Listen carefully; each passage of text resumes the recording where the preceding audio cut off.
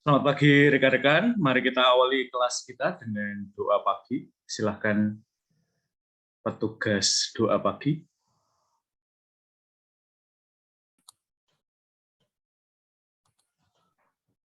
Apakah ada petugas doa pagi?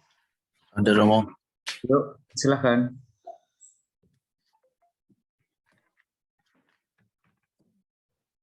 Romo, suster, bruder, dan teman-teman, sebelum memulai perkuliahan pada pagi hari ini, mari kita berdoa terlebih dahulu.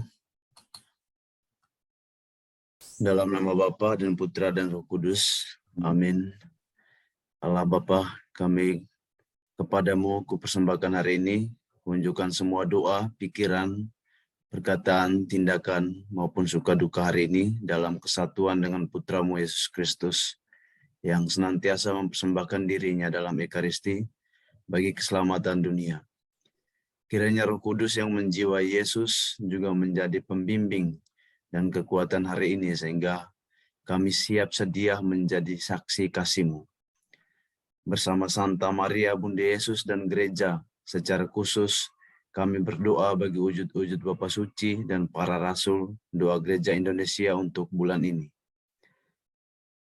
Wujud Gereja Universal bagi iman kaum muda. Kita berdoa untuk kaum muda yang dipanggil menjalani hidup dengan sepenuhnya. Semoga dalam diri Maria mereka dapat belajar untuk mendengarkan, melakukan diskresi secara mendalam, mempunyai keberanian yang lahir dari iman, dan memberikan diri dalam pelayanan. Wujud Gereja Indonesia untuk menghayati doa Rosario. Kita berdoa semoga bersama Maria kita makin dapat merasakan kesederhanaan dalam kedalaman doa Rosario dan mau rajin mendoakannya demi sesama yang memohonkan doa-doa kita. Wujud khusus, perkenankanlah kami bersatu dengan Bunda Maria. Sahabat kami juga dipenuhi oleh rahmat Allah.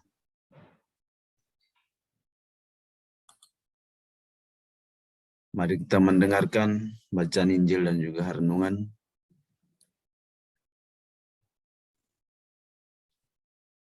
Bacaan Injil diambil dari Injil Yohanes bab 10 ayat 22 sampai 30. Pada hari raya pentahbisan Bait Allah di Yerusalem, ketika itu musim dingin. Yesus berjalan-jalan di Bait Allah di Serambi Salomo.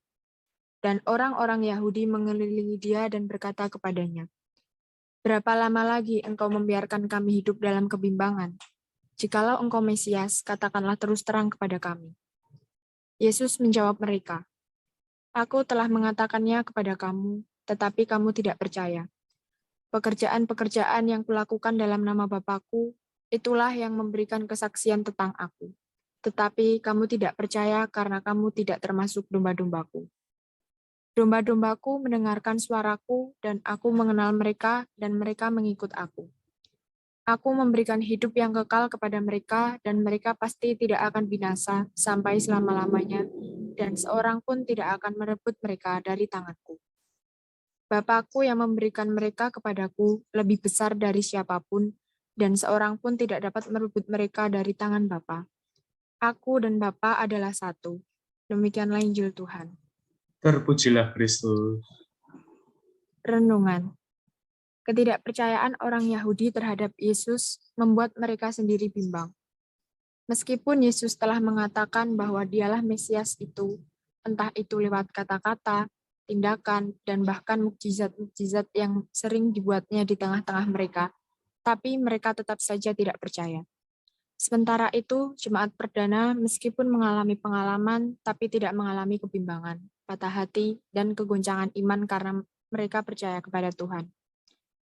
Justru hal itu membuat mereka berani menyebar ke tempat-tempat lain dan mewartakan bahwa Yesus adalah Tuhan. Dalam kehidupan menjalani ini, kita pun sering kali bimbang dan kurang percaya ketika mengalami tantangan hidup. Kita begitu mudah terlepas dan pegangan utama kita, yakni Allah itu sendiri. Kita lalu menemukan pegangan lain yang bukan Allah. Semestinya kita tidak percaya dan menyerahkan perkara kita kepada Tuhan. karena dialah sumber utama kekuatan kita dalam menghadapi berbagai badai dalam hidup. Dengan sungguh-sungguh percaya kepadanya, kita akan menemukan jalan keluar dan setiap kemelut yang kita hadapi, Tuhan tidak membiarkan kita berjuang sendiri, tetapi Dia selalu hadir dan menyertai kita.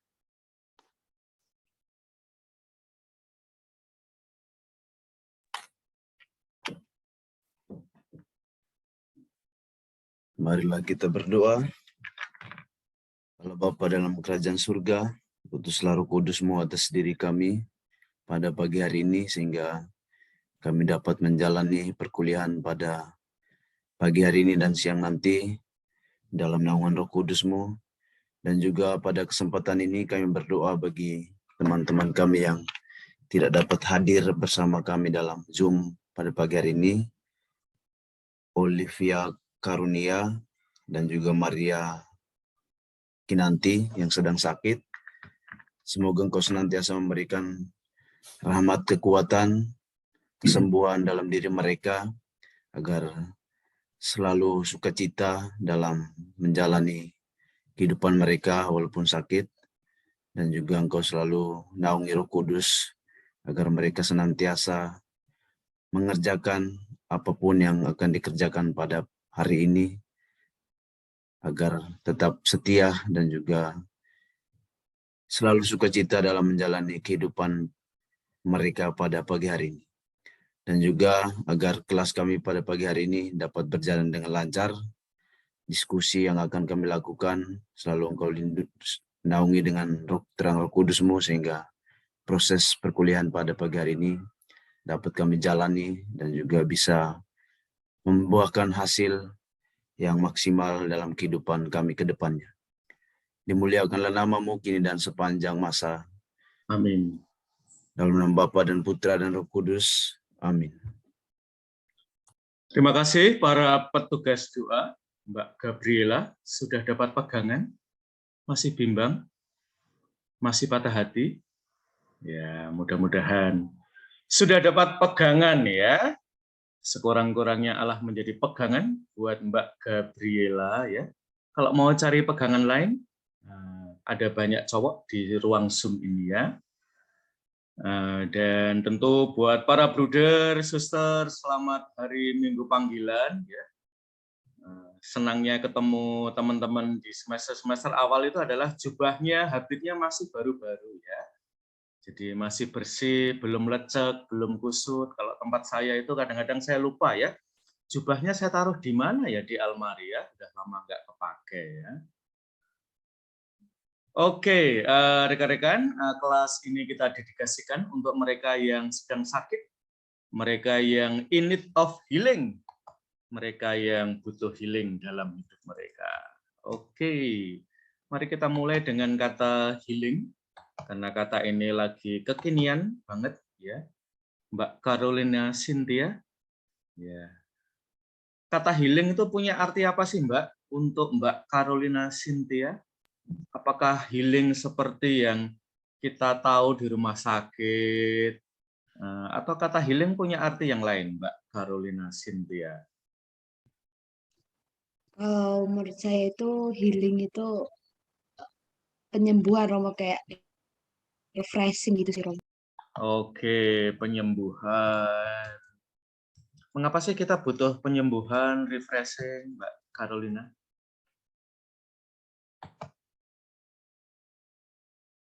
Mbak Carolina sendiri butuh refreshing, butuh hiburan?